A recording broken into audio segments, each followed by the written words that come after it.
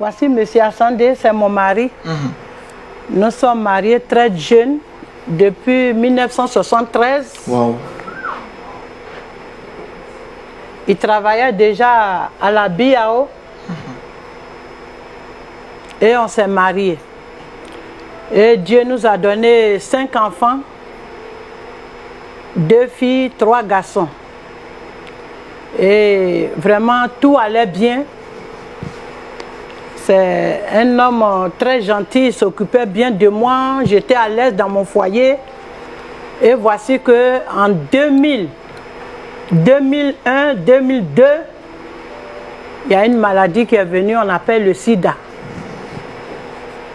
Et c'est là que mon mari va avoir cette maladie-là.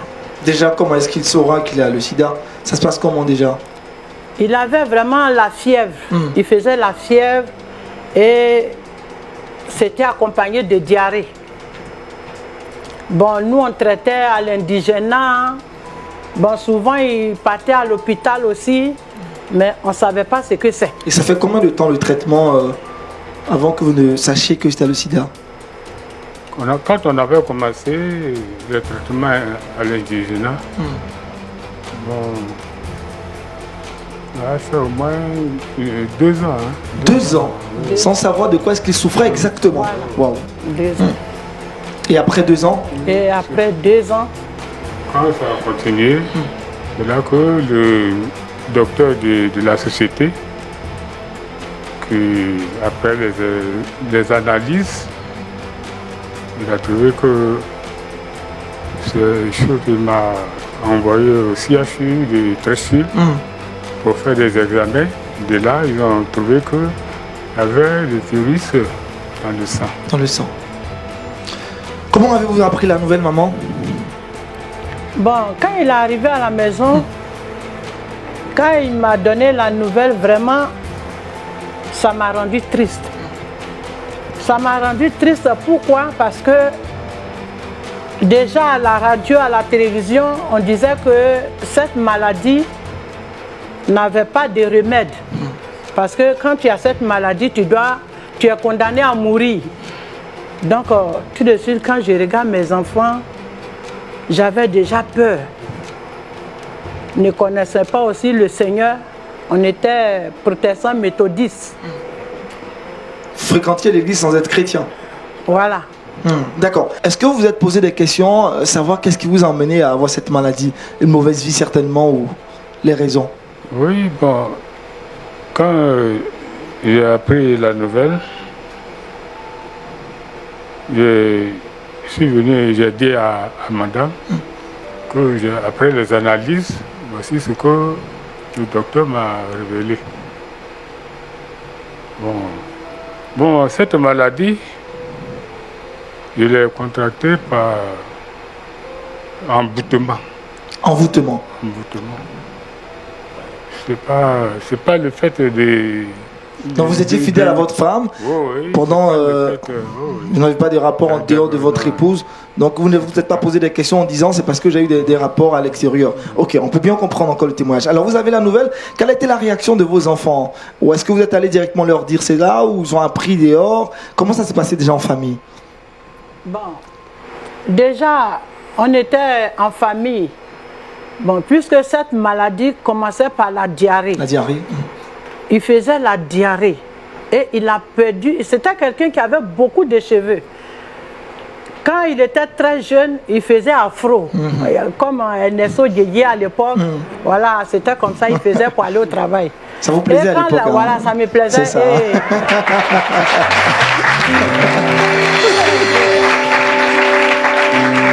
Et il faut dire que quand la maladie est venue, vraiment, il a perdu tous les cheveux. Il a perdu les cheveux, c'était les gales maintenant, de la tête jusqu'à la plante de ses pieds. Il a perdu tous ses cheveux.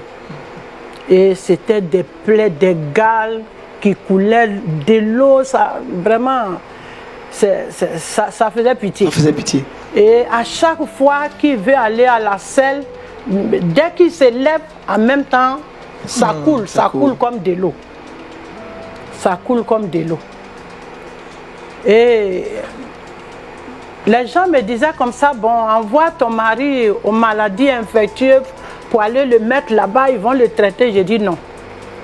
Parce que si j'envoie mon mari, peut-être qu'ils vont le tuer. Moi, je préfère qu'il reste à côté de moi. Moi, je ne peux pas l'envoyer là-bas. Donc, on faisait tout à la maison. Donc, quand la diarrhée coulait comme ça, je mets les enfants à côté et je porte les gants. Et moi-même, avec eau de javel, 12 degrés, j'arrivais à nettoyer, je faisais tout. En tout cas, je le traitais, je prenais soin de lui. Je prenais soin de mon mari. Comme une bonne épouse. Voilà, je prenais soin de lui. Je n'avais pas peur. Les gens me disaient que non, tu vas attraper la maladie. Et voilà que les parents même nous ont abandonnés. Moi-même, mes parents m'ont abandonné. Quand ils ont su que mon mari avait la maladie, ils m'ont abandonné. Et lui aussi, de son côté, ils l'ont abandonné. Et dans le quartier, ceux qui ont appris, personne ne nous disait plus bonjour. On était devenus ennemis de tout le monde. Les gens nous fuyaient. Mais on était là. J'avais mal au cœur, j'avais vraiment mal au cœur, mais comment je vais faire? Je supportais quand même la douleur, mais au fond de moi, vraiment, mon cœur saignait. Mon cœur saignait. Même au niveau de son service, quand ils ont appris qu'il avait la maladie, ça n'a pas été facile. Bon, quand il est dans un endroit et que les gens savent qu'il a la maladie, on le déplace. Parce que ses collègues de service ne veulent pas qu'il partage les WC ou bien chose, voilà. Donc on le déplace. Et d'autres voulaient même qu'il arrête de travailler. Mais je dis non. Les enfants sont encore très jeunes. Tu ne vas pas partir comme ça. Parce que si toi-même tu demandes, l'argent qu'ils vont te donner, on ne pourra rien faire avec. Donc, je t'encourage. Ce n'est pas facile, mais tiens bon. Ça va aller. Et il faut dire que, bon, la maladie aussi, bon, on n'a pas trouvé un remède pour calmer le virus. C'est ça, non? C'est cela. Ben, voilà. Donc, mais néanmoins, il y avait un produit à la pharmacie. On achetait ça. Ça coûtait 118 000. Wow. Un petit flacon. Wow. Donc, je faisais tout mon possible pour avoir 2 flacons. Pour qu'ils puissent s'asseoir dans le véhicule pour arriver au service. Sinon, parce que souvent, la diarrhée, là, quand ça vient... Et le médicament, les 2 flacons, faisaient combien de temps avec lui? Bon, c'est pour un mois. Pour un mois. C'est pour un mois. Wow. Il faut renouveler. Voilà, il faut renouveler. À chaque fois, il faut renouveler. 2 flacons qui revenaient déjà à 242 000. Voilà. J'imaginais chaque mois. Voilà. Et c'était comment déjà à la maison? Est-ce que vous arriviez à manger? Les enfants qui allaient à l'école, comment ça se passait à ce niveau? C'était très très difficile. C'est difficile. Les enfants vont à l'école, il faut payer la maison. Tout le monde nous a abandonnés. Personne. Mais avec le peu, on s'est débrouillé quand même. On s'est débrouillé. Comment vous avez vécu ce temps-là? Quand vous revenez du travail, voyant vos enfants, c'était difficile? C'est difficile, hein? C'est très très difficile. Je ne peux même pas me retenir. Quand je reste comme ça, je pleure. Je pleure sur moi. Si vraiment, par la grâce de Dieu, si je peux un jour les voir grandir. C'est ça votre prière. D'accord. Maman, vous, à votre niveau, vous vous cachez pour pleurer, c'est ça? Pour ne pas que vos enfants voient vos larmes. Oui, moi-même, je pleure, je me cache, je pleure. Mais quand j'arrive devant lui, quand il pleure, je l'encourage. Je dis, c'est l'homme qui a parlé, mais Dieu n'a pas encore dit son dernier mot. Donc, je l'encourage. Or, au fond, je pleure. Mais je ne vais pas le faire savoir que je pleure. Donc, je l'encourageais. Et vraiment, souvent, quand il est là comme ça, un coup, il dit, tu sais que pour moi, c'est fini.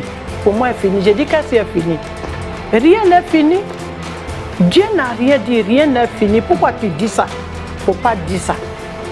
Rien n'est fini. Il faudrait dire qu'on était protestants méthodistes. Comme je disais tout de suite, on était protestants méthodistes. Et on allait à l'église comme ça. Et un jour... Mais déjà, est-ce que l'église où vous fréquentiez, les chrétiens, les fidèles de cette église ont appris la situation de votre mari? Est-ce que le pasteur de cette église a été informé? Ou bien vous avez gardé ça secret?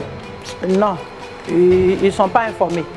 Ils sont pas informés. C'est un choix personnel, vous n'avez pas voulu informer le pasteur, l'église? On n'a pas voulu informer. Et pourquoi? Voilà. Parce que du fond intérieur, j'ai su que ceux-là ne pouvaient rien faire. Ils ne pouvaient rien faire. Donc j'ai gardé le secret jusqu'à ce qu'un jour, il y a un jeune homme, j'étais à la maison, un après-midi comme ça, il est rentré dans ma maison avec sa Bible en main.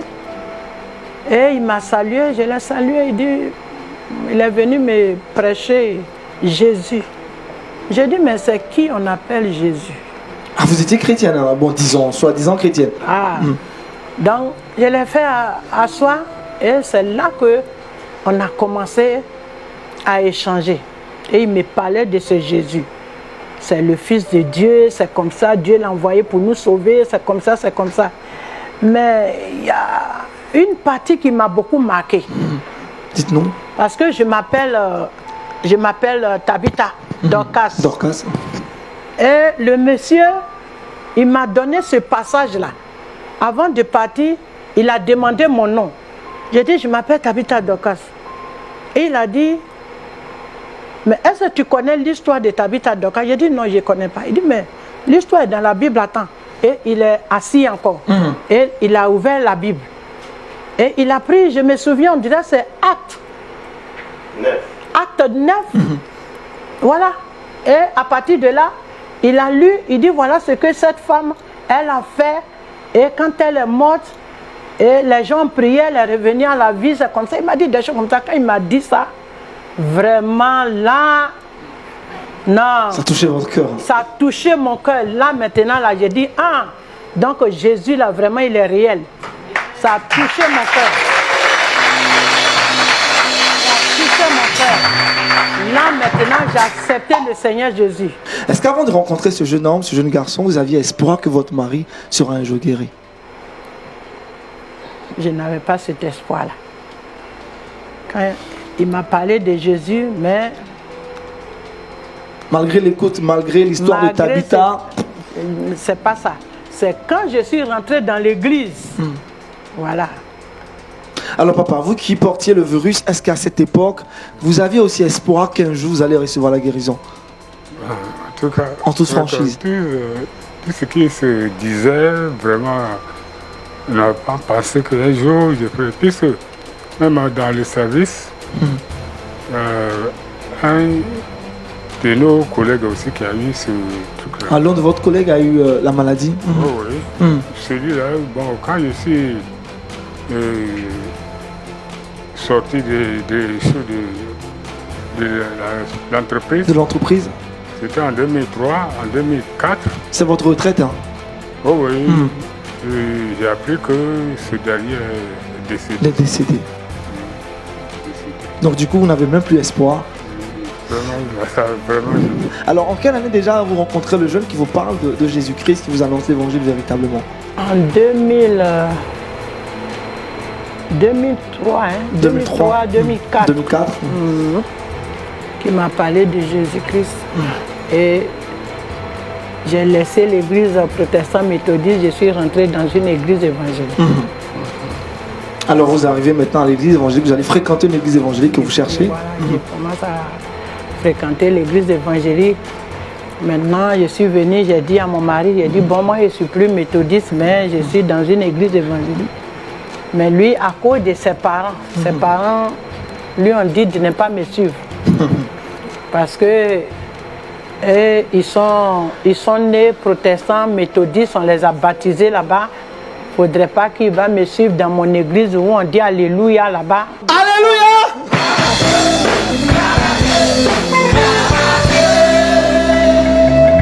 En tout cas, nous on dit Alléluia ici. Allez-y. Non, faut pas qu'il va me suivre. Donc, ils viennent à la maison, même me faire par là, faut pas qu'il va me suivre. Donc moi, je partais à l'église. Je partais à l'église et puis j'écoutais maintenant la parole de Dieu. Maintenant là, j'avais une Bible maintenant. Et quand j'arrive à l'église, quand l'homme de Dieu prêche, le passage qu'il donne, moi aussi je regarde et je regardais. Et la foi a commencé à naître.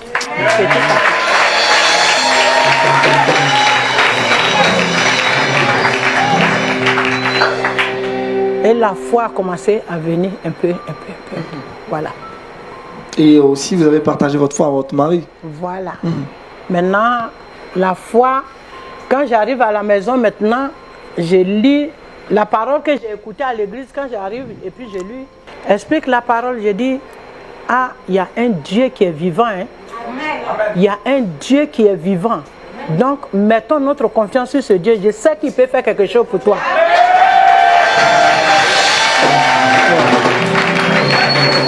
Ce qui m'a beaucoup plu, et quand je suis rentré dans l'église évangélique et que j'ai commencé à comprendre la parole, il faut dire que j'ai commencé à avoir une vie de prière pas possible. J'ai commencé à avoir une vie de prière. Mais je peux prier de la nuit jusqu'à matin, ça me fatigue. Wow. Je priais. Et puis, d'un coup, Dieu m'a donné une langue bizarre. Je parle la langue, mais je ne sais pas ce que ça veut dire.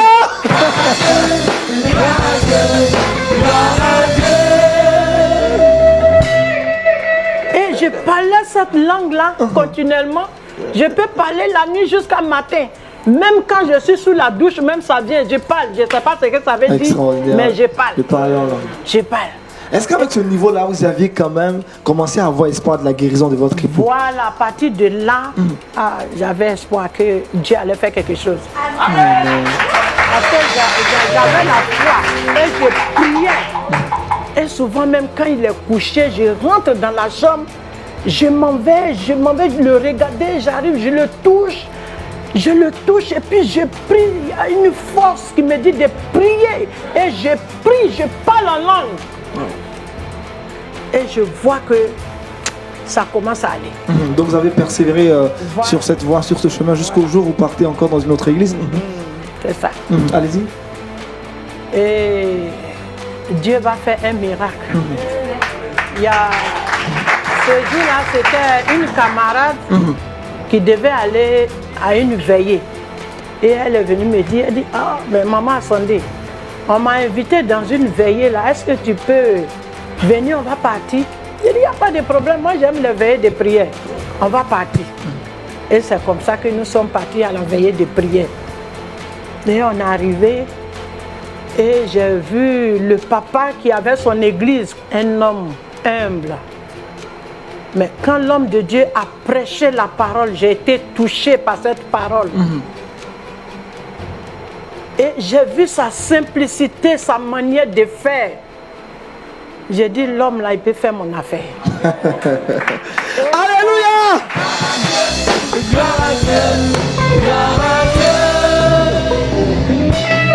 Et quand on a fini la veillée, mais ce jour-là, il faut dire que l'ennemi est méchant.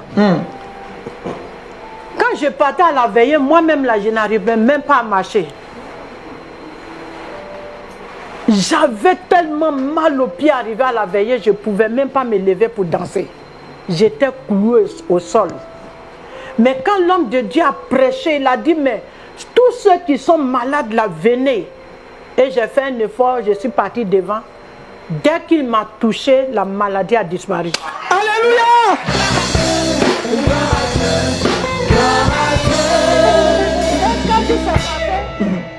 Mais à cause de moi, j'ai dansé jusqu'à 6 heures arrivé même là. Bon, tu vas danser on ne voulait pas arrêter aussi. la veillée. J'ai continué de danser, je voulais danser tellement que je voulais danser. J'étais en joie. Et on a fini la veillée, nous sommes partis à la maison. Et je suis revenu sur les pas encore. Je suis venu voir ceux qui sont à l'église là. J'ai dit, ah, je vais voir l'homme de Dieu, celui qui a prêché pendant la veillée là. Je vais le voir. On dit, ah, il est à la Riviera.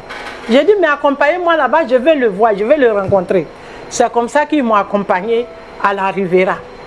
Et je suis parti croiser l'homme de Dieu. Arrivé là-bas, quand je l'ai vu, encore un homme simple. Il pensait que peut-être si je lui disais, papa, il faut venir chez moi à la maison, il allait refuser. Mais quand je lui parlais, il était en joie. Il me regardait avec beaucoup de sourires, avec beaucoup d'amour. Et il m'a donné une date. Et la date est arrivée. Je vois que le papa est arrivé avec ses enfants spirituels, sont arrivés chez moi à la maison. Et c'est ce jour-là que le Seigneur Jésus-Christ va se glorifier. Dites-nous dans les détails, qu'est-ce qui s'est passé? Et quand il rentrait dans ma maison, il faut dire que mon mari, vraiment, Dieu est vivant, hein, mais l'espoir là, j'avais perdu l'espoir parce que là, était très très grave. C'était très grave. La phase terminale, on dira. La peau même était collée sur les os. Il est devenu comme squelette. Quand il parle même, tu n'entends plus sa voix. Tellement qu'il était fatigué. Maintenant, je voyais vraiment... Je dis, hé Dieu, c'est toi seul.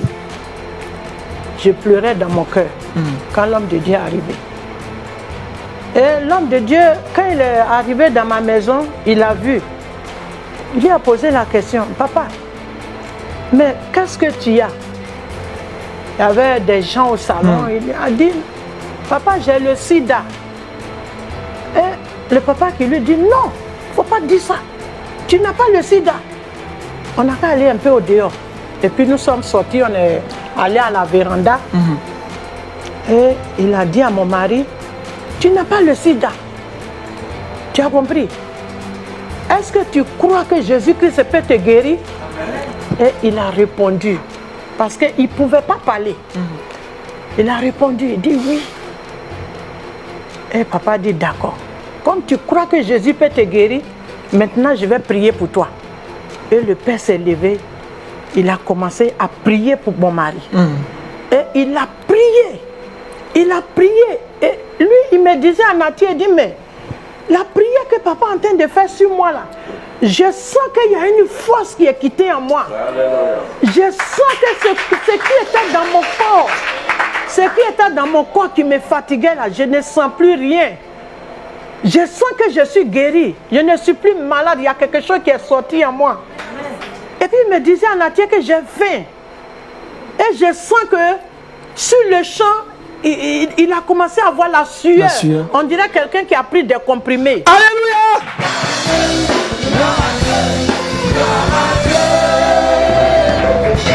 Ça faisait longtemps qu'il n'avait pas dit qu'il avait faim.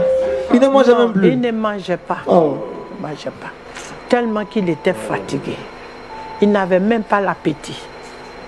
Et ce jour-là, il dit, va manger. Quand le père est parti, en tout cas, je suis allé rapidement au marché.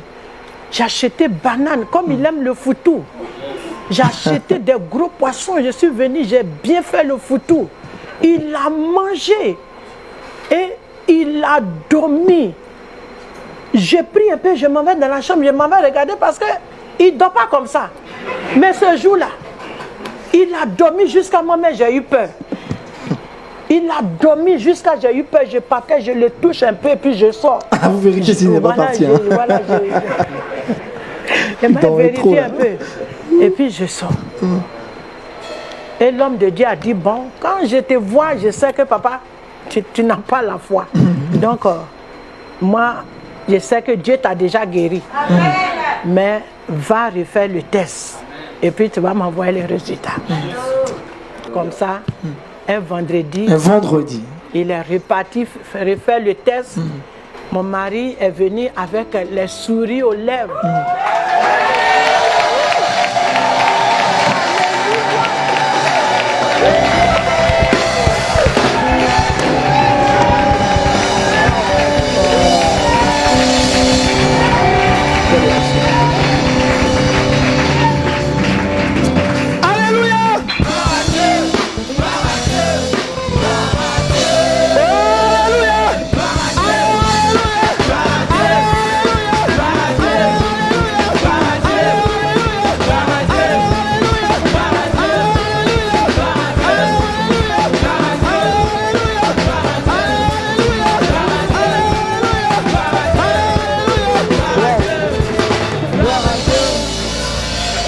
revenus avec la guérison, le test qui... Il est revenu avec la guérison, c'était la joie. Avec les enfants, c'était la joie. On a loué Dieu, on a dansé, on a loué Dieu, on était contents. Le jour-là, j'ai gardé le silence, on est parti à l'église. Quand l'homme de Dieu a prêché, j'ai dit, papa, j'ai un témoignage. J'ai dit, quand j'ai donné le témoignage, j'ai dit, toute l'église était à terre. Les gens pleuraient. Il y a des joies. Ça faisait maintenant combien d'années qu'il portait le virus? 2002. Jusqu'en 2016. 2016. 14 ans qu'il a porté le virus du sida.